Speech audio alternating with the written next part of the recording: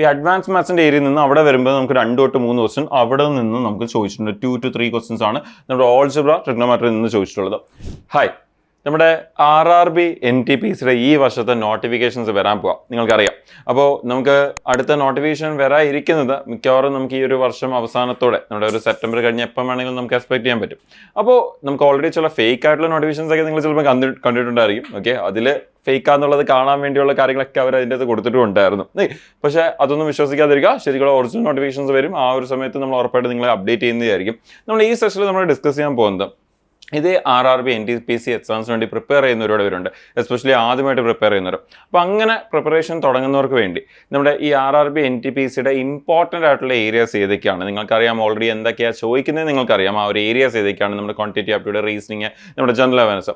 അതിലും നമുക്ക് ഈ ടോപ്പിക്സിൻ്റെ വെയിറ്റേജ് എങ്ങനെ, അതിൻ്റെ അകത്ത് കോറായിട്ട് വരുന്ന ഓരോ ചാപ്റ്റേഴ്സിൻ്റെ വെയിറ്റേജ് ഒക്കെ എങ്ങനെ, അതേപോലെ ജനറൽ ഇമ്പോർട്ടൻ്റ് ആയിട്ടുള്ള കൂടുതൽ ഇമ്പോർട്ടൻ്റ് ടോപ്പിക്സ് എങ്ങനെ, ഇതിന് മുമ്പുള്ള NTPC എക്സാം നടന്ന സമയത്ത് എങ്ങനെയൊക്കെയാണ് ഈ ക്വസ്റ്റൻസ് ചോദിച്ചത്, ഏകദേശം ആ കൗണ്ടൊക്കെ എങ്ങനെയാണ്, ഫിഗേഴ്സ് എങ്ങനെയാണ്, എക്സാക്ട് നമ്പേഴ്സ് എങ്ങനെയാണ്, ചുമ്മാ ഈ ടോപ്പിക് ഇമ്പോർട്ടൻ്റ് ആ ടോപ്പിക് ഇമ്പോർട്ടൻ്റ് എന്നല്ല, ഏതൊക്കെയാണ് എക്സാക്ട് ഫിഗേഴ്സ്, ലൈക്ക് ഈ ഒരു ഏരിയയിൽ നിന്ന് എത്രത്തോളം ക്വസ്റ്റൻസ് വന്നിട്ടുണ്ട് എന്നൊക്കെ ഒന്ന് നമുക്ക് വളരെ ഡീറ്റെയിൽ ആയിട്ട് കറക്റ്റായിട്ട് നമ്പേഴ്സ് വെച്ച് തന്നെ നമുക്കൊന്ന് മനസ്സിലാക്കാം. എന്തിനു വേണ്ടി, നിങ്ങൾ ഇനി വരാതിരിക്കുന്ന NTPC എക്സാംസിന് വേണ്ടി, ഫ്യൂച്ചർ നമ്മുടെ ഈ വർഷാവസാനത്തോടെ വരാതിരിക്കുന്ന NTPCയുടെ നോട്ടിഫിക്കേഷനും മിക്കവാറും ആ എക്സാംസ് നടക്കാൻ പോകുന്ന അടുത്ത വർഷമേ നടക്കത്തുള്ളൂ. അപ്പോൾ അത്യാവശ്യം നല്ല പ്രിപ്പറേഷൻ സമയമുണ്ട് നിങ്ങൾക്ക്. അപ്പോൾ ഇതിനെക്കുറിച്ച് നല്ലപോലെ അറിഞ്ഞ് മനസ്സിലാക്കിക്കൊണ്ട് നിങ്ങൾക്ക് എന്ത് ചെയ്യാം, നല്ലപോലെ പ്രിപ്പയർ ചെയ്ത് തുടങ്ങാം. അത്യാവശ്യം വേക്കൻസീസും ഉണ്ടായിരിക്കും. നിങ്ങൾക്കറിയാം, നിങ്ങൾക്ക് കഴിഞ്ഞ അണ്ടർ ഗ്രാജുവേറ്റും ഗ്രാജുവേറ്റും ചേർത്ത് ഏകദേശം നമുക്ക് 12,000 അറൗണ്ട് വേക്കൻസീസ് ഉണ്ടായിരുന്നു. ഈ വട്ടവും നമുക്ക് അതിനേക്കാളും വേക്കൻസീസ് ഒരുപാട് കുറയത്തില്ല എന്ന് നമുക്ക് എക്സ്പെക്ട് ചെയ്യാം. മേ ബി വേക്കൻസീസ് നല്ലപോലെ കൂടുതൽ വരാനും സാധ്യതയുണ്ട്. നമ്മളിപ്പോൾ 2021 സമയത്തൊക്കെ ആണെങ്കിൽ നമുക്ക് 35,000 വേക്കൻസിക്കാണ് റിക്രൂട്ട്മെന്റ് കണ്ടക്ട് ചെയ്തത്. ഇപ്പോഴാണ് 12,000 വേക്കൻസി റിക്രൂട്ട്മെന്റ് കണ്ടക്ട് ചെയ്തത്. അതിന് റീസൺ എന്താണെന്നുള്ളത് നമ്മൾ കഴിഞ്ഞ വർഷം തന്നെ ഡിസ്കസ് ചെയ്തിട്ടുണ്ടായിരുന്നു. ഈ NTPC എക്സാംസൊക്കെ അടുത്ത 3 വർഷത്തേക്ക് എന്തായാലും കറക്റ്റായിട്ട് വിളിക്കുമെന്ന് ഓൾറെഡി റെയിൽവേ പറഞ്ഞിട്ടുണ്ട്. അതുകൊണ്ട് അവർ എല്ലാ വേക്കൻസി കൂടി ഒരുമിച്ച് ഫില്ല് ചെയ്യുന്നതിന് പകരം കുറച്ച് വെച്ച് ഫില്ല് ചെയ്തുകൊണ്ടിരിക്കുകയാണ്. അപ്പോൾ അതുകൊണ്ട് തന്നെ നമുക്ക് ഈ വട്ടവും നമുക്ക് കഴിഞ്ഞ വട്ടത്തെ അത്രയും വേക്കൻസി എന്തായാലും ഉണ്ടായിരിക്കും എന്ന് നമുക്ക് എക്സ്പെക്ട് ചെയ്യാം.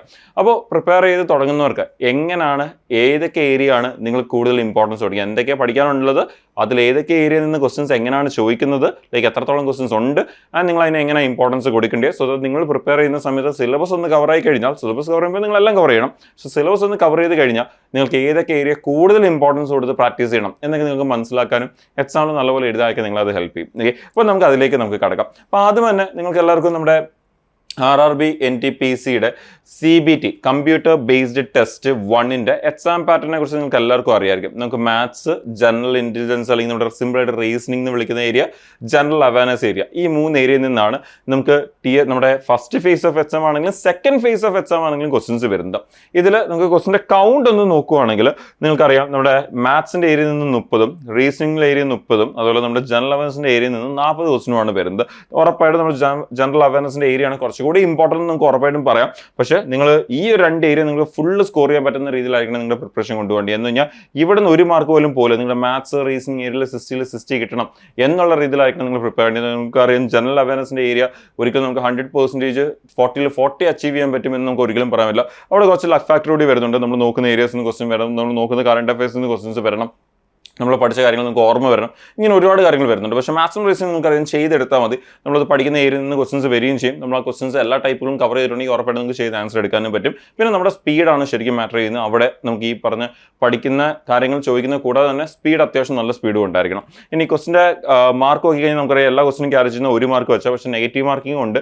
1/3 ആണ് നെഗറ്റീവ് മാർക്കിംഗ് എന്ന് പറഞ്ഞാൽ 0.33 ആണ് നെഗറ്റീവ് വരുന്നത്. ശരിയായ 1 മാർക്ക് തെറ്റിക്കഴിഞ്ഞാൽ 0.33. ആൻഡ് നമുക്ക് 1 മണിക്കൂർ 30 മിനിറ്റ് ആണ് നമുക്ക് സമയം വരുന്നത്. അപ്പോൾ 1 മണിക്കൂർ 30 മിനിറ്റ് എന്ന് പറഞ്ഞാൽ നമുക്ക് ഏകദേശം 90 മിനിറ്റ് ഉണ്ട്. അപ്പോൾ 90 മിനിറ്റ് വരുമ്പോഴത്തേക്കും ഒരുപാട് പേർക്കും തോന്നുന്നുണ്ട്, ഞാൻ SSC എക്സാംസ് ഒക്കെ 60 മിനിറ്റിൽ എഴുതുന്നത്, അപ്പം ഇത് 90 മിനിറ്റ് ഉണ്ടായി ഒരുപാട് സമയം ഉണ്ടല്ലോ എന്ന് പലർക്കും തോന്നാറുണ്ട്. പക്ഷേ അതിന് മുമ്പുള്ള എക്സാംസിന് പോയവരോട് നിങ്ങൾ സംസാരിച്ചാൽ നിങ്ങൾക്ക് മനസ്സിലാവും, ഇവിടുത്തെ 90 മിനിറ്റ് നമുക്ക് പലർക്കും തികയാറില്ല. അതിന് റീസൺ എന്താണെന്ന് പറഞ്ഞാൽ ക്വസ്റ്റ്യൻസ് മിക്സായി കിടക്കുന്നതുകൊണ്ട് തന്നെ ടൈം മാനേജ്മെൻറ്റ് ചെയ്യാൻ കുറച്ച് ബുദ്ധിമുട്ടാണ്. അതുകൊണ്ട് തന്നെ 90 മിനിറ്റ് കൂടുതൽ സമയം കിട്ടുമ്പോൾ അവിടെയാണ് കുറച്ചുകൂടി സ്ട്രഗിൾ വരുന്നത് പലവർക്കും. ഓക്കെ, അപ്പോൾ ആ ഒരു കാര്യം നമ്മുടെ മൈൻഡിൽ ഉണ്ടായിരിക്കണം. സോ അതിനനുസരിച്ച് നമ്മുടെ സ്പീഡും നമ്മുടെ ആ ഒരു എന്താ പറയുക ക്വസ്റ്റ്യൻസിനെ എങ്ങനെ മാനേജ് ചെയ്യണം എന്നുള്ള കാര്യങ്ങളൊക്കെ നമ്മൾ ഒരു ഐഡിയ ഉണ്ടാക്കിയിട്ടുണ്ടായിരിക്കണം. നമ്മളായിട്ട് നമുക്ക് വേണ്ടി ഒരു പാറ്റേൺ സെറ്റ് ചെയ്യണം, എങ്ങനെ ക്വസ്റ്റ്യൻസിനെ അറ്റൻഡ് ചെയ്യാം.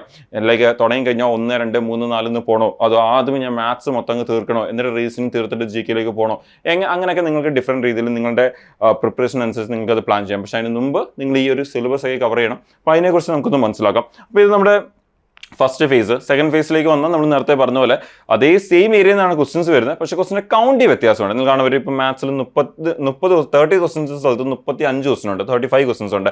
സെയിം നമ്മുടെ റീസണിങ്ങിലും ക്വസ്റ്റിൻ്റെ കൗണ്ട് എന്ത് ചെയ്തു, 5 കൂടി. നമ്മുടെ GK വന്നപ്പം അല്ലെങ്കിൽ ജനറൽ അവയർനെസ് വന്നപ്പം നമുക്കവിടെ ക്വസ്റ്റിൻ്റെ കൗണ്ട് 10 കൂടി. അപ്പോൾ 5 കൂടി ആൻഡ് 10 കൂടി, ഈ ഒരു വ്യത്യാസം. അപ്പോൾ 100 ക്വസ്റ്റിൻ്റെ സ്ഥലത്ത് ഇപ്പോൾ 120 ക്വസ്റ്റനായി. അത് നമ്മുടെ സമയം എന്തായി, ഇപ്പോഴും 1 മണിക്കൂർ 30 മിനിറ്റ് തന്നെ ഇപ്പോഴും സമയമുള്ളൂ. എന്ന് പറഞ്ഞാൽ സമയത്തിൽ മാറ്റമില്ല, എവിടെ മാത്രമേ മാറ്റം വരുന്നുള്ളൂ, ക്വസ്റ്റ്യൻ ഒരു 20 ക്വസ്റ്റ്യൻ കൂടുന്നുണ്ട്. മാത്സ് 5, നമ്മുടെ റീസണിങ് 5 ആൻഡ് ജനറൽ അവയർനെസ് 10, ഇത്രയാണ് നമുക്കവിടെ കൂടുന്നത്.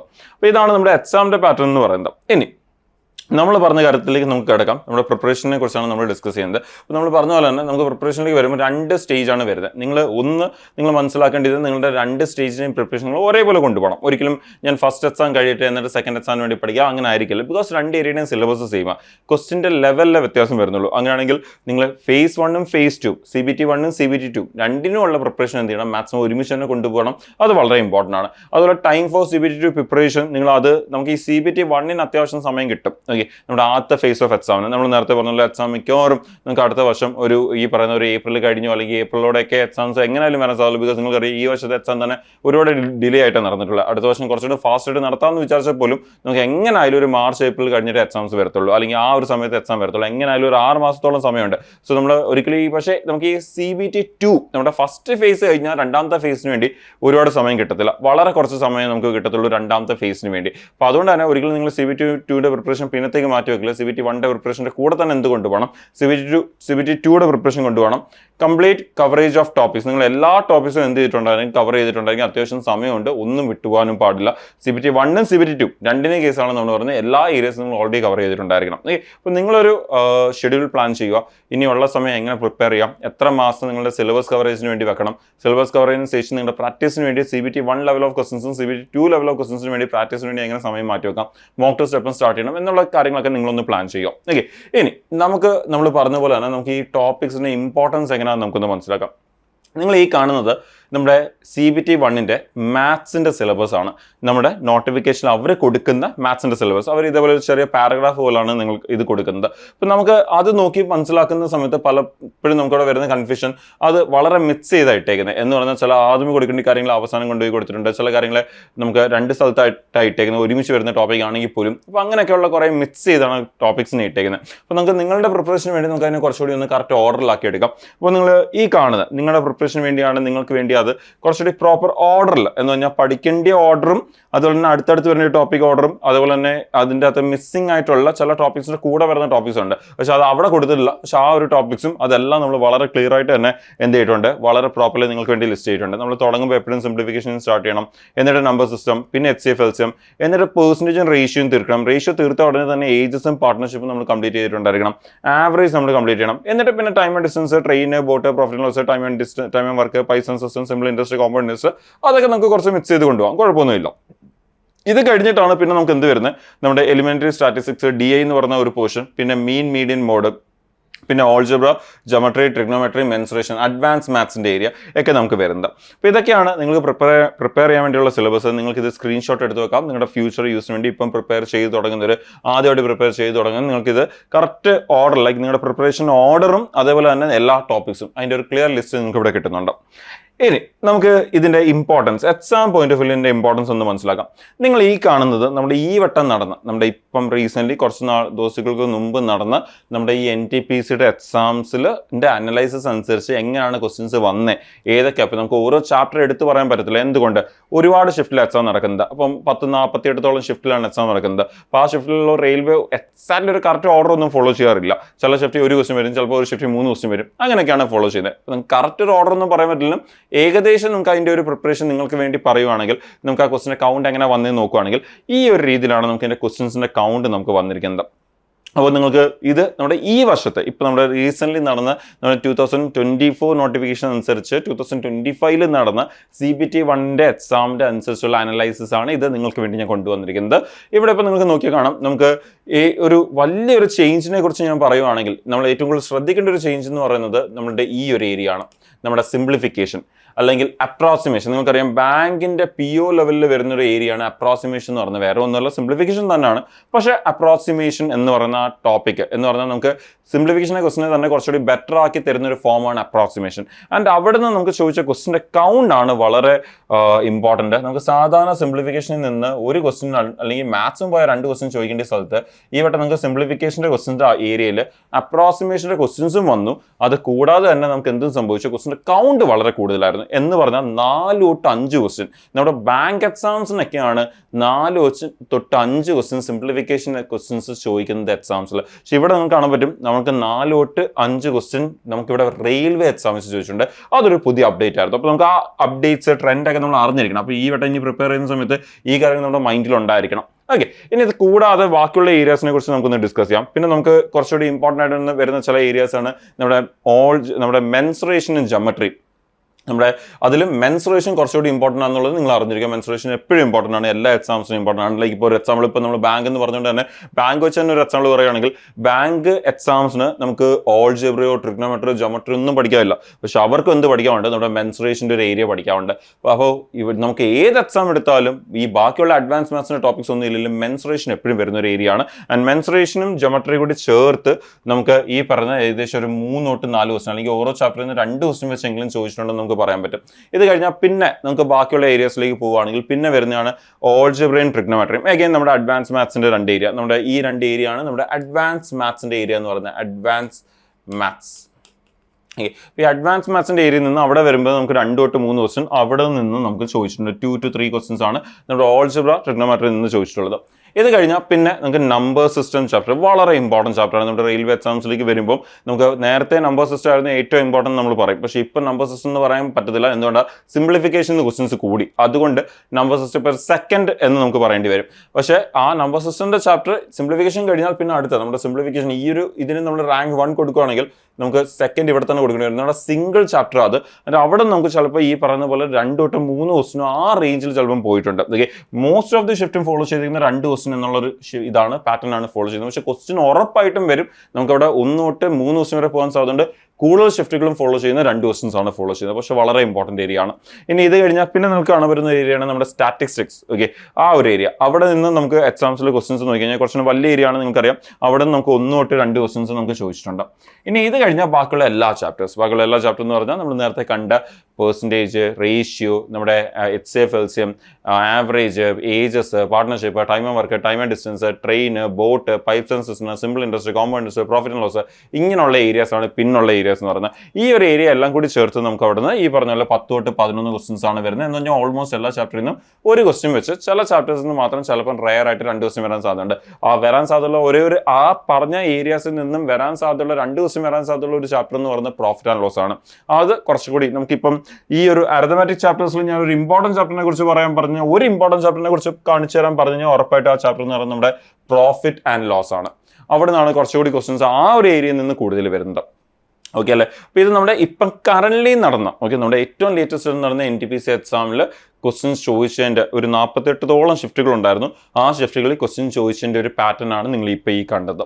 ഓക്കെ, ഇനി നിങ്ങൾക്ക് വേറെ നമുക്കിപ്പം ജസ്റ്റ് ഒരു വർഷത്തെ മാത്രം നോക്കാതെ ഇതിന് തൊട്ട് മുമ്പ് നടന്ന NTPC എക്സാം കൂടി നമുക്കൊന്ന് മനസ്സിലാക്കാം. ഇവൻ ദോ ആ ഒരു NTPC എക്സാംസ് കുറച്ചൊരു വലിയൊരു എക്സാം ആയിരുന്നു. എന്തുകൊണ്ട്, അന്ന് ഗ്രാജുവേറ്റും അണ്ടർ ഗ്രാജുവേറ്റും ഒക്കെ ഓൾമോസ്റ്റ് ഒരുമിച്ചാണ് നടന്നത്. നമുക്ക് ഇപ്പം 48 ഷിഫ്റ്റ് എന്ന് പറയുന്ന സ്ഥലത്ത് അന്ന് നമുക്ക് ഏകദേശം അതൊരു 133 ഷിഫ്റ്റ് എന്തോ ആയിരുന്നു അന്നുണ്ടായിരുന്നു. 133 ഷിഫ്റ്റ് എന്നൊക്കെ പറയുമ്പോൾ വളരെ കൂടുതലാണ്. 100 മേളിൽ ഷിഫ്റ്റ് ഉണ്ടായിരുന്നു. ഓക്കെ, അറൌണ്ട് 133 ഷിഫ്റ്റ്സ് ആയിരുന്നു ഉണ്ടായിരുന്നത്. പല എന്താ പറയുക, നിങ്ങൾക്ക് കുറേ ഫേസ് ആയിട്ടാണ് എക്സാം നടന്നത് തന്നെ. phase 1, phase 2, phase 3, phase 4 എന്ന് പറഞ്ഞ് പല ഫേസസ് ആയിട്ടാണ് എക്സാം നടന്നത്. ആദ്യത്തെ ഒരു കാറ്റഗറി ഓഫ് ആൾക്കാരെ തന്നെ നടത്താൻ ഒരുപാട് സമയം എടുത്താണ് നടത്തിയത്. അപ്പോൾ അവിടെ നമ്മുടെ ഒരു ക്വസ്റ്റിൻ്റെ കൗണ്ട് എങ്ങനെയായിരുന്നു എന്നുള്ളതാണ് നിങ്ങൾ ഈ കാണുന്നത്. അപ്പോൾ ഇവിടെ നമുക്ക് നോക്കിക്കഴിഞ്ഞാൽ ഇപ്പോൾ നമ്മൾ നേരത്തെ പറഞ്ഞ പോലെ ഒരു ആംഗിളിൽ നോക്കുന്നതിന് പകരം ഞാൻ ആ 133 ഷിഫ്റ്റും കൂടി ഒന്ന് ഒരുമിച്ച് നോക്കിക്കഴിഞ്ഞാൽ എൻ്റെ എക്സാക്ട് നമ്പേഴ്സ് നിങ്ങൾക്ക് ഇവിടെ കാണാൻ പറ്റും. നമുക്ക് വേണമെങ്കിൽ സ്ക്രീൻഷോട്ട് എടുത്ത് വെക്കാം. എഗെയിൻ നിങ്ങളുടെ ഫ്യൂച്ചർ റെഫറൻസിന് വേണ്ടി. ഇങ്ങനെയായിരുന്നു ക്വസ്റ്റ്യൻസ് വന്നത്. അപ്പോൾ നമ്മളത് ഓരോ ടോപ്പിക്കിലേക്ക് നമ്മൾ പോകുന്നില്ല. ബിക്കോസ് ഓൾറെഡി നമ്മളിപ്പോൾ ഏറ്റവും ലേറ്റസ്റ്റ് വെച്ച് നമ്മൾ ഓൾറെഡി ഡീറ്റെയിൽ ആയി ഡിസ്കസ് ചെയ്യുന്നുണ്ട്. ബാക്കി നിങ്ങൾക്കിപ്പോൾ ആ ടോപ്പിക്സ് അറിയാം. നിങ്ങൾക്കിവിടെ ആ ടോപ്പിക്സിൻ്റെ ഇമ്പോർട്ടൻസ് നിങ്ങൾക്ക് ഇവിടെ നിന്ന് കാണാൻ പറ്റും. അപ്പോൾ ഇതാണ്ട് ഇങ്ങനെയാണ് ക്വസ്റ്റ്യൻസ് വന്നത്. അപ്പോൾ നമുക്ക് ഇതിൻ്റെ ഒരു ഇമ്പോർട്ടൻസ് നമുക്ക് പെട്ടെന്ന് മനസ്സിലാക്കാൻ വേണ്ടി ചെയ്യാൻ പറ്റുന്ന ഒരു കാര്യമുണ്ട്. മൊത്തം 133 ഷിഫ്റ്റ് എന്നല്ലേ പറഞ്ഞത്. അങ്ങനെയാണെങ്കിൽ നമുക്ക് 133 ഒരു റെഫറൻസ് വെച്ചുകൊണ്ട് നമ്മൾ ഇതിനെ ഒന്ന് ഡിവൈഡ് ചെയ്യുകയാണെങ്കിൽ ലൈക്ക് ഓൾമോസ്റ്റ് 133 എന്ന് പറയുമ്പോൾ നമുക്ക് ഇവിടെ ഒരു 131 ഉണ്ട്. അങ്ങനെയാണെങ്കിൽ ഈ ഒരു ഹൈറ്റ് നമുക്ക് ഈ ബാർ ചാർട്ടിനെ ഈ ഒരു ഹൈറ്റ് വെച്ചുകൊണ്ട് നമ്മൾ ചുമ്മാ ഒന്ന് ഡിവൈഡ് ചെയ്യുവാണെങ്കിൽ, ഓക്കെ, ഈ ഒരു ഹൈറ്റ് വെച്ചുകൊണ്ട് നമ്മൾ ചുമ്മാ ഒന്ന് ഡിവൈഡ് ചെയ്യുകയാണെങ്കിൽ ആ ഒരു ലൈനിന്റെ മേളിൽ വന്നിരിക്കുന്ന ടോപ്പിക്സ് ഏതൊക്കെയാണെന്ന് നോക്കിക്കേ. അപ്പോൾ നിങ്ങൾക്ക് പെട്ടെന്ന് മനസ്സിലാവും ഏതൊക്കെ ചാപ്റ്ററിൽ നിന്നാണ് കൂടുതൽ ക്വസ്റ്റ്യൻ വന്നത്. നമ്മുടെ 133 ഷിഫ്റ്റിൽ 133നേക്കാളും കൂടുതൽ ക്വസ്റ്റ്യൻ ഉണ്ടെങ്കിൽ ചില ഷിഫ്റ്റിലെങ്കിലും കൂടുതൽ ക്വസ്റ്റ്യൻ വന്നിട്ടുണ്ടായിരിക്കും. ഓക്കെ, അപ്പോൾ അത് ഏതൊക്കെ നമുക്ക് ഇവിടെ കാണാൻ പറ്റും. നമ്പർ സിസ്റ്റം നമ്മൾ നേരത്തെ പറഞ്ഞ ഏരിയ തന്നെ, അതുപോലെ നമ്മുടെ ഡെസിമലും നമ്മൾ അതുപോലെ തന്നെ നമ്മുടെ സിംപ്ലിഫിക്കേഷനും. ഓക്കെ, അപ്പോൾ നമുക്ക് അവിടെ ഈ രണ്ട് ടോപ്പിക്കോട് ഒരുമിച്ച് എടുക്കാം. ഡെസിമലും സിംപ്ലിഫിക്കേഷൻ ഒക്കെ പറയുമ്പോൾ നിങ്ങൾക്ക് അത് ഈ പറഞ്ഞ നമ്പർ സിസ്റ്റമായിട്ടും കണക്ട് ആവുന്നുണ്ട്, നമ്മുടെ ഈ പറഞ്ഞ നമ്മുടെ സിംപ്ലിഫിക്കേഷനായിട്ടും കണക്ട് ആവുന്നുണ്ട്. അപ്പോൾ ആ ഒരു ഏരിയയിൽ നിന്ന് നമുക്ക് അത്യാവശ്യം നല്ല ക്വസ്റ്റ്യൻസ് വന്നിട്ടുണ്ട്. നമ്മൾ ഓൾറെഡി ഇപ്പം കണ്ടതുമാണ് സിംപ്ലിഫിക്കേഷൻ നല്ല ക്വസ്റ്റ്യൻസ് ഉണ്ടായിരുന്നു എന്നുള്ളത്. പക്ഷേ അന്ന് ഈ ക്വസ്റ്റ്യൻസ് കുറച്ചുകൂടി കുറവായിരുന്നു. ഈ വട്ടമാണ് ക്വസ്റ്റ്യൻസ് കുറച്ചുകൂടി കൂടിയത് നമ്മുടെ സിംപ്ലിഫിക്കേഷൻ ക്വസ്റ്റ്യൻസ്. പിന്നെ വേറൊരു ഇമ്പോർട്ടൻറ്റ് ചാപ്റ്റർ ആണ് നമ്മുടെ HCF LCM. ഇപ്പോൾ നമ്മൾ നേരത്തെ പറഞ്ഞില്ലെങ്കിൽ പോലും നമുക്ക് അന്ന് അത്രയും ക്വസ്റ്റ്യൻ ഈ വട്ടം ചോദിച്ചില്ലെങ്കിൽ പോലും നമ്മുടെ അന്ന് 2021 എക്സാം നടന്ന സമയത്ത് അത് വളരെ ഇമ്പോർട്ടൻ്റ് ആണ്. 203 ക്വസ്റ്റ്യൻ എന്ന് പറയുമ്പോൾ അത്യാവശ്യം നല്ല നമ്പർ ഓഫ് ക്വസ്റ്റ്യൻസ് ആയിരുന്നു. പിന്നെ നമുക്ക് ആ ഒരു ഏരിയൻ്റെ അടുത്ത് വരുന്ന വേറെ ചാപ്റ്റേഴ്സ് ഒന്നും നോക്കുകയാണെങ്കിൽ പെർസെൻറ്റേജ് നമുക്ക് ഏകദേശം എല്ലാ ഷിഫ്റ്റിലും ഒരു ക്വസ്റ്റ്യൻ വെച്ച് വന്നിട്ടുണ്ട്. പ്രോഫിറ്റ് ആൻഡ് ലോസ് നമുക്ക് ഏകദേശം ആ ഒരു ഏരിയ വരെ വന്നിട്ടുണ്ട്. നമ്മുടെ റേഷ്യോയുടെ ചാപ്റ്റർ ഏകദേശം ആ ഒരു ഏരിയ വരെ വന്നിട്ടുണ്ട്. പിന്നെ അന്ന് നമ്മുടെ ടൈം ആൻഡ് വർക്കിൽ നിന്ന് അത്യാവശ്യം നല്ല ക്വസ്റ്റ്യൻസ് ഉണ്ടായിരുന്നു. ഇപ്പം നമുക്ക് അത്രയും തോളം ക്വസ്റ്റ്യൻസ് പോയിട്ടില്ല, പക്ഷേ അന്ന് അത്രത്തോളം ക്വസ്റ്റ്യൻസ് ഉണ്ടായിരുന്നു. ടൈം ആൻഡ് വർക്കും അതുപോലെ തന്നെ നമ്മുടെ പൈപ്സ് ആൻഡ് സിസ്റ്റം രണ്ടും ഒരു എന്താ പറയുക ഒരേ ടോപ്പിക് ആണെന്ന് വേണമെങ്കിൽ പറയാം. ഒന്നിൻ്റെ കണ്ടിന്യൂഷൻ ആണ് മറ്റേ ടോപ്പിക്ക്. പക്ഷേ ഈ രണ്ട് ടോപ്പിക്കോട് ചേർത്ത് അത്യാവശ്യം നല്ല ഒരു നമ്പർ ഓഫ് ക്വസ്റ്റൻസ് നമുക്ക് ഇവിടെ ഉണ്ടായിരുന്നു. ടൈം ആൻഡ് വർക്കും പൈപ്സ് ആൻഡ് സിസ്റ്റം കൂടി ചേർത്ത് കഴിഞ്ഞാൽ. അതുപോലെ ഇവിടെ നമുക്ക് നോക്കി കഴിഞ്ഞാൽ സിമ്പിൾ ഇൻട്രസ്റ്റും കോമ്പൗണ്ട് ഇൻട്രസ്റ്റ് കൂടി നോക്കിയാലും ഈ രണ്ട് ടോപ്പിക് കൂടി നോക്കിയാലും അത്യാവശ്യം നമുക്ക് ഒരു നല്ല നമ്പർ ഓഫ് ക്വസ്റ്റൻസ് ഉണ്ടായിരുന്നു. ഞാൻ ഓൾമോസ്റ്റ് എല്ലാ ഷിഫ്റ്റിലും ഒരു സിമ്പിൾ ഇൻട്രസ്റ്റും ഏകദേശം ഒരു കോമ്പൗണ്ട് ഇൻട്രസ്റ്റിൻ്റെ ക്വസ്റ്റൻസ് ഉണ്ടായിരുന്നു എന്ന് നമുക്ക് പറയാൻ പറ്റുന്ന രീതിയിലാണ് ക്വസ്റ്റൻസ് ചോദിച്ചിരുന്നത്.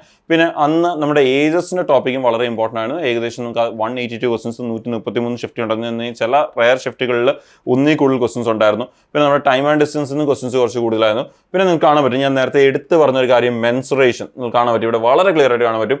നോക്കിയാൽ മെൻസുറേഷൻ്റെ ആ ഒരു ഹൈറ്റ് നമുക്ക് ഏറ്റവും കൂടുതൽ ക്വസ്റ്റ്യൻ ചോദിച്ച ഒരു ടോപ്പിക് ഏതാണെന്ന് ചോദിച്ചു കഴിഞ്ഞാൽ മെൻസുറേഷൻ ആണെന്ന് പറയാം. ബിക്കോസ് പിന്നെ നമ്പർ സിസ്റ്റം ഉണ്ട് എന്നാണ് നമ്മൾ പറഞ്ഞാൽ. നമ്പർ സിസ്റ്റം എന്ന് പറയുമ്പോൾ ആക്ച്വലി നമ്പർ സിസ്റ്റം മാത്രമല്ല വരുന്നത്. നമ്പർ സിസ്റ്റത്തിനകത്ത് തന്നെ നമ്മുടെ ഡെസിമലുമായിട്ടുള്ള ക്വസ്റ്റൻസ് വരാറുണ്ട്, സഡ്സുമായിട്ടുള്ള ക്വസ്റ്റൻസ് വരാറുണ്ട്. നമ്മുടെ ഈ പറയുന്ന ആ ഒരു ഏരിയ ഒക്കെ തന്നെ നമുക്ക് അവിടെ കൺസിഡർ ചെയ്യാൻ പറ്റും. അപ്പോൾ അവിടെ ആ കൗണ്ട് ഇതിൻ്റെ അടുത്തോ ഇതിനേക്കാളും കൂടുതൽ വരും. അതെല്ലാം കൂടി കമ്പൈൻ ചെയ്താൽ ഇപ്പോൾ അത് ഓരോ ചെറിയ ടോപ്പിക്കുകൾ സ്പ്ലിറ്റ് ചെയ്താണ് കൗണ്ട് ഇട്ടേക്കുന്നത്. അപ്പോൾ പക്ഷേ ഒരു സിംഗിൾ ചാപ്റ്റർ ആയിട്ട് എടുത്തു കഴിഞ്ഞാൽ മെൻസുറേഷൻ ആണ് ഇവിടുത്തെ ഏറ്റവും വലിയ ഹൈറ്റ് നിൽക്കുന്നത്. പിന്നെ ബാക്കി നിങ്ങൾക്കറിയാം, നമ്മൾ ഓൾറെഡി പറഞ്ഞ നമ്മുടെ ഓൾജബ്ര, അതുപോലെ നമ്മുടെ ട്രിഗ്നോമെട്രി, നമ്മുടെ ജോമെട്രി, പിന്നെ നമ്മുടെ സ്റ്റാറ്റിസ്റ്റിക്സിൻ്റെ ഏരിയ, ഈ ഒരു ഏരിയയിൽ നിന്നാണ് പിന്നെ ബാക്കിയുള്ള ക്വസ്റ്റൻസ് വന്നേക്കുന്നത്. നമുക്കൊരു ക്ലിയർ ഐഡിയ കിട്ടിയിട്ടുണ്ടായിരിക്കും. ഇപ്പോൾ ഈ ഒരു ഗ്രാഫും തൊട്ട് മുമ്പുള്ള നമ്മുടെ ഈ വട്ടത്തെ അപ്ഡേറ്റും കൂടി കണ്ടപ്പം നിങ്ങൾക്കൊരു ഐഡിയ ക്ലിയർ ആയിട്ടുണ്ടായിരിക്കും ഏതൊക്കെ ചാപ്റ്ററാണ് ഏറ്റവും ഇമ്പോർട്ടൻറ്റ്. ഇപ്പോൾ ഇവിടെ നിന്ന് തന്നെ നിങ്ങൾക്കൊരു ടോപ്പ് 10 ഇമ്പോർട്ടൻറ്റ് ചാപ്റ്റേഴ്സ് എഴുതിയെടുക്കാവുന്നതേ ഉള്ളൂ. നിങ്ങൾക്ക് മനസ്സിലായിട്ടുണ്ടായിരിക്കും ഇനി ഫ്യൂച്ചർ എക്സാംസിന് വേണ്ടി. ബാക്കി ചാപ്റ്റർ പഠിക്കേണ്ടതെന്നല്ല പറയുന്നത്, ബാക്കി ചാപ്റ്റേഴ്സ് നോക്കുമ്പം ഈ കാര്യങ്ങൾ മൈൻഡിൽ വെച്ചുകൊണ്ടായിരിക്കണം നിങ്ങളുടെ പ്രിപ്പറേഷൻ കൊണ്ടുപോകേണ്ടി. അപ്പോൾ ഇതാണ് നിങ്ങളുടെ മാത്സിൻ്റെ നിങ്ങളുടെ സിലബസ് എന്ന് പറയുന്നത്. അപ്പോൾ ഈ കാര്യങ്ങളെല്ലാം നമ്മളിപ്പം വെച്ചുകൊണ്ട് നിങ്ങൾ ഇതിൽ നിന്ന് ഏറ്റവും ടോപ്പ് 10 ഇമ്പോർട്ടൻറ്റ് ചാപ്റ്റേഴ്സ് ഇപ്പം തന്നെ വേണമെങ്കിൽ പോസ് ചെയ്തിട്ട് നിങ്ങൾക്ക് എന്ത് ചെയ്യാം, എഴുതിയെടുത്തിട്ട് നിങ്ങൾക്ക് മുമ്പിലോട്ട് കണ്ടിന്യൂ ചെയ്യാം. ഇനി നമ്മൾ മുമ്പിലോട്ട് പോവുകയാണെങ്കിൽ നമുക്ക് ഈ മാത്സിൻ്റെ പ്രിപ്പറേഷനിൽ എനിക്ക് ഇതിൻ്റെ കൂടെ തന്നെ നിങ്ങളോട് ആഡ് ചെയ്യാനുള്ള ഒരു കാര്യം എന്ന് പറഞ്ഞാൽ ഇപ്പം പ്രിപ്പയർ ചെയ്ത് തുടങ്ങുന്നവർ, ആദ്യമായിട്ട് ചെയ്ത് തുടങ്ങുന്നവർ, നിങ്ങൾ ഈ ഒരു ചാപ്റ്ററിലേക്കൊക്കെ പോകുന്നപ്പോൾ ചെയ്യേണ്ട കുറച്ച് കാര്യങ്ങളുണ്ട്. ഒന്ന്, നിങ്ങളുടെ ബേസിക് കാൽക്കുലേഷൻ സ്കിൽസ് സ്ട്രോങ് ആക്കുക, ബോർഡമസ് യൂസ് ചെയ്യുന്ന സ്ട്രോങ് ചെയ്യുക, നിങ്ങളുടെ നമ്പേഴ്സിൻ്റെ നോളജ് കൂട്ടിയെടുക്കുക, പെർസെൻറ്റേജ് റേഷ്യോയുടെ ഒക്കെ നോളജ് കൂട്ടിയെടുക്കാൻ നോക്കുക.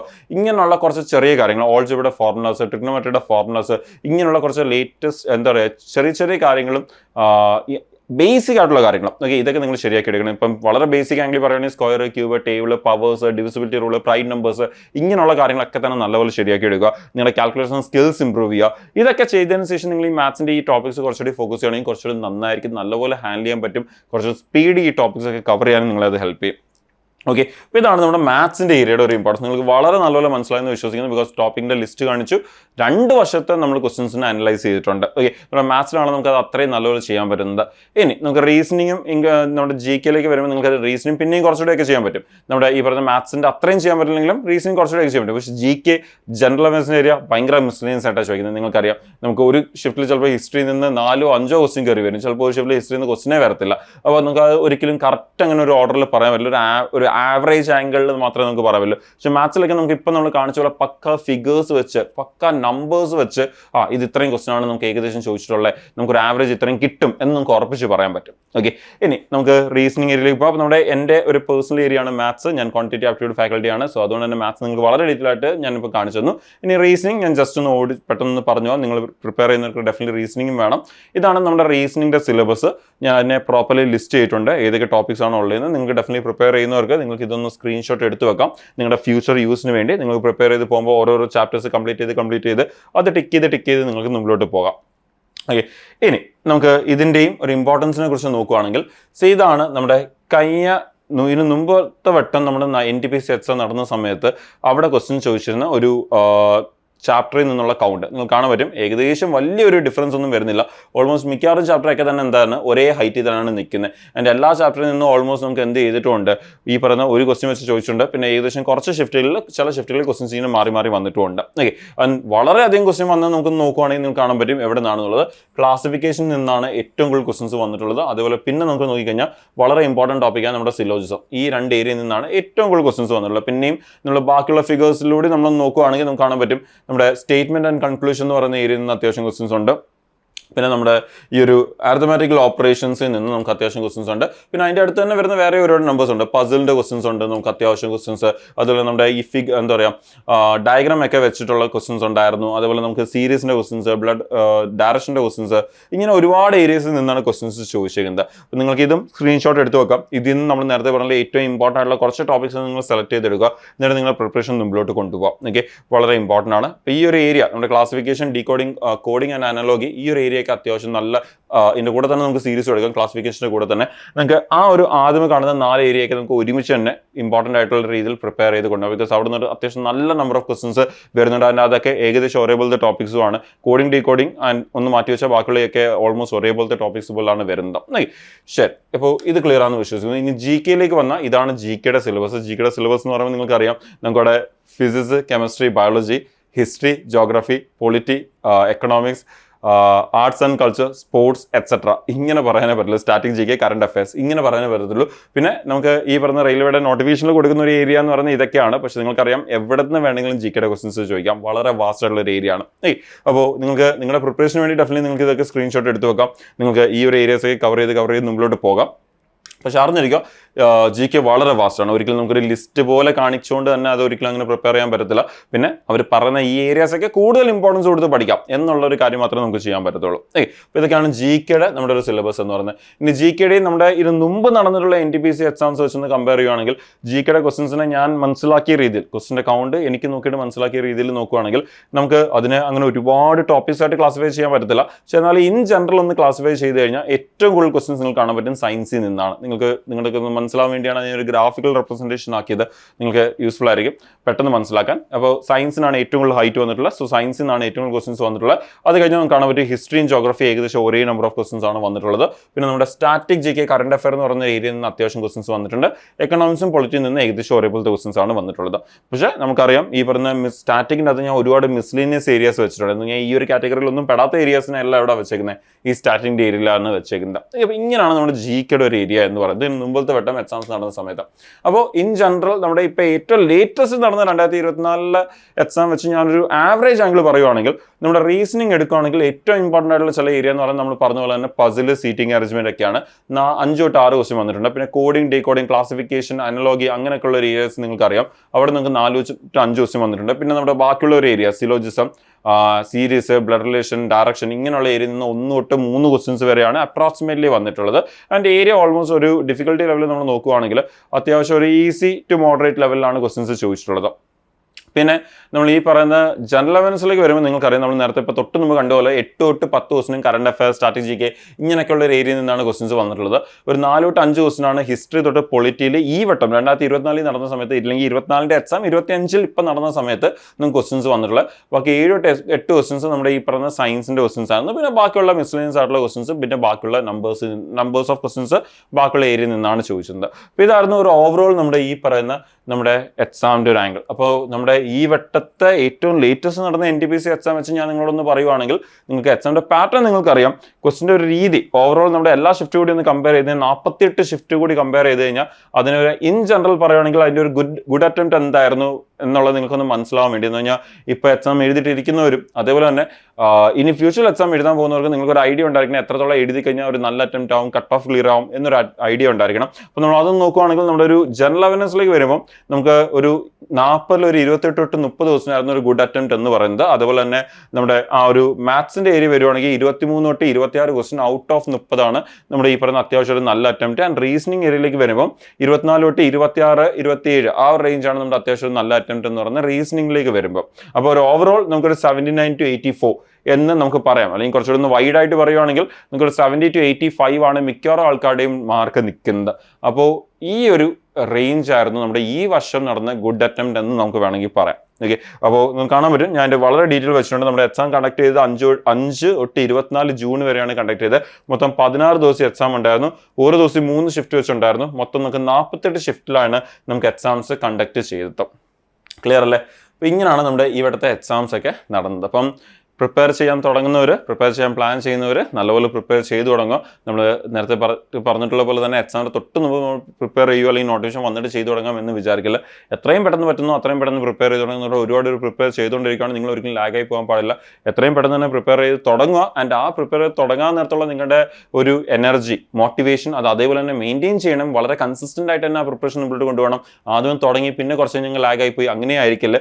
എങ്ങനെയാണോ എത്ര എനർജി കൊണ്ടാണോ നിങ്ങൾ സ്റ്റാർട്ട് ചെയ്യുന്നത് അതേ എനർജിയിൽ മുമ്പോട്ട് കൊണ്ടുപോകുക, അതേ മോട്ടിവേഷനിൽ മുമ്പോട്ട് കൊണ്ടുപോകുക, അതേ കൺസിസ്റ്റൻസിയിൽ നിങ്ങൾ മുമ്പോട്ട് പോകുക. കുറച്ചെങ്കിലും ലാഗ് വരുവാണെങ്കിൽ നിങ്ങൾ തുടങ്ങിയ പോയിന്റ് ഒന്ന് ആലോചിക്കുക, എന്തിനാണ് നിങ്ങൾ ഇത് സ്റ്റാർട്ട് ചെയ്തത് എന്നുള്ളത് ആലോചിക്കുക. എന്നിട്ട് അത് അതേപോലെ തന്നെ നിങ്ങളുടെ അതേ കൺസിസ്റ്റൻസിയിൽ തന്നെ നിങ്ങൾ അതിനെ മെയിൻറ്റെയിൻ ചെയ്ത് മുമ്പോട്ട് കൊണ്ടുപോകുക ടിൽ എക്സാം വരെ. ആൻഡ് എക്സാം ഏറ്റവും നല്ലപോലെ നിങ്ങൾക്ക് എഴുതുക, നിങ്ങൾ ഏറ്റവും നല്ലപോലെ എഴുതാൻ പറ്റട്ടെ എന്ന് ഞാൻ നിങ്ങളെ വിഷ് ചെയ്യുന്നു. ആദ്യമായിട്ടൊക്കെ പഠിച്ച് തുടങ്ങുന്നവർ, നിങ്ങൾക്ക് ഇതിനെക്കുറിച്ച് ഒരു വലിയ ഐഡിയ ഒന്നും ഇല്ലാത്തവരൊക്കെ ആണെങ്കിൽ നിങ്ങൾക്ക് ഒരു ബാച്ചിൻ്റെ കൂടെ ജോയിൻ ചെയ്ത് പ്രിപ്പയർ ചെയ്യാം. നിങ്ങൾക്ക് എൻട്രിയിൽ ഇതേപോലെ റെയിൽവേക്കായാലും റെയിൽവേക്ക് മാത്രമല്ല ബാക്കിയുള്ള SSC ബാങ്കിനൊക്കെ തന്നെ നമുക്ക് ബാച്ചസ് ഉണ്ട്. ഒരുമിച്ച് പഠിക്കാൻ വേണ്ടിയുള്ള ഫൗണ്ടേഷൻ ബാച്ചസ് ഉണ്ട്.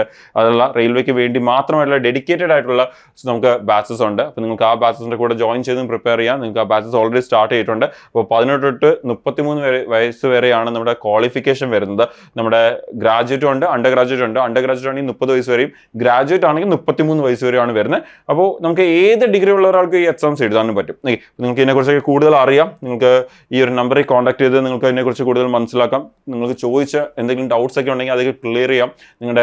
നമ്മുടെ എൻട്രിയുടെ അക്കാഡമിക് കൗൺസിലേഴ്സുമായിട്ട് നിങ്ങൾക്ക് അതൊക്കെ ഡിസ്കസ് ചെയ്ത് നിങ്ങളുടെ ഡൗട്ട്സ് എന്തെങ്കിലും ഉണ്ടെങ്കിൽ, മൈൻഡിൽ എന്തെങ്കിലും ഡൗട്ട്സ് ഒക്കെ ഉണ്ടെങ്കിൽ, അതുപോലെ ഈ ഒരു എക്സാമിൻ്റെ കൂടെ തന്നെ പ്രിപ്പയർ ചെയ്യാൻ പറ്റുന്ന വേറെ ഏതൊക്കെ എക്സാംസ് ഉണ്ട് എന്നൊക്കെ നിങ്ങൾക്ക് വേണമെങ്കിൽ മനസ്സിലാക്കാം. എന്നിട്ട് നിങ്ങൾക്ക് ബാച്ചസിൻ്റെ കൂടെ ജോയിൻ ചെയ്ത് നിങ്ങൾക്ക് പ്രിപ്പയർ ചെയ്യാം. അപ്പോൾ കൂടുതൽ അറിയാൻ നിങ്ങൾക്ക് ഈ നമ്പറിൽ കോൺടാക്ട് ചെയ്യാം. അതുപോലെ കമന്റ് സെക്ഷൻസ് നിങ്ങൾ നമ്മുടെ ഡിസ്ക്രിപ്ഷൻ നോക്കി കഴിഞ്ഞാൽ നിങ്ങൾക്ക് അവിടെയും ലിങ്ക് ഉണ്ട്. നിങ്ങൾക്ക് അവിടെയും രജിസ്റ്റർ ചെയ്തോ നിങ്ങൾക്ക് അവിടെ നിന്ന് ചെക്ക് ചെയ്യാൻ ഡീറ്റെയിൽസ് ഒക്കെ തന്നെ. അപ്പോൾ ഈ ഒരു സെഷനിൽ പറഞ്ഞ കാര്യങ്ങളൊക്കെ തന്നെ നിങ്ങൾ ക്ലിയർ ആണെന്ന് വിശ്വസിക്കുന്നു. അപ്പോൾ പ്രിപ്പയർ ചെയ്ത് തുടങ്ങുന്നവർ എത്രയും പെട്ടെന്ന് തന്നെ പ്രിപ്പയർ ചെയ്ത് തുടങ്ങുക. എന്തൊക്കെയാണ് ഇമ്പോർട്ടൻസ് എന്നുള്ള ഏരിയ നിങ്ങൾക്കിപ്പോൾ മനസ്സിലായിട്ടുണ്ടായിരിക്കും. നിങ്ങളൊരു ലിസ്റ്റ് പ്രിപ്പയർ ചെയ്തിട്ടുണ്ടായിരിക്കും. ആ ലിസ്റ്റ് അതുപോലെ തന്നെ ഫോളോ ചെയ്യുക, നല്ലപോലെ പ്രിപ്പയർ ചെയ്യുക. വരുന്ന വർഷം ഈ എക്സാംസ് ഒക്കെ നിങ്ങൾക്ക് നല്ലപോലെ ക്ലിയർ ചെയ്യാൻ പറ്റട്ടെ ഞാൻ നിങ്ങൾ എല്ലാവരും വിഷ് ചെയ്യുന്നു. നമുക്ക് കൂടുതൽ അപ്ഡേറ്റ്സുമായിട്ട് ഈ ഒരു എക്സാമിൻ്റെ നോട്ടിഫിക്കേഷൻ ഒക്കെ വരുമ്പോൾ ഇതിൻ്റെ കൂടുതൽ അപ്ഡേറ്റ്സുമായിട്ട് നമുക്ക് ഇവിടെ തന്നെ മീറ്റ് ചെയ്യാം. ചാനലും ഫോളോ ചെയ്യുക, അപ്ഡേറ്റ്സ് ഒന്നും മിസ് ആവാതിരിക്കാൻ വേണ്ടി. Thank you.